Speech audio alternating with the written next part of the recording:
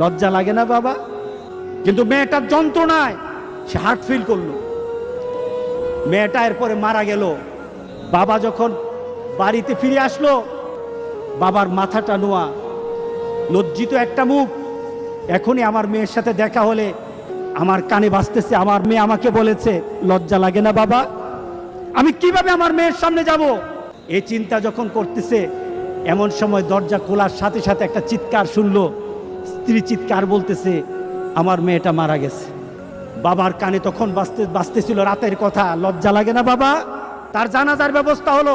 মেয়েটাকে যখন কবরের মধ্যে দাফন করে দেয়, কবরের মধ্যে রাখা অবস্থায় বাবা চিৎকার করার কথা ছিল, বাবা চিৎকার করে নাই, বাবা হেসে দিয়েছে।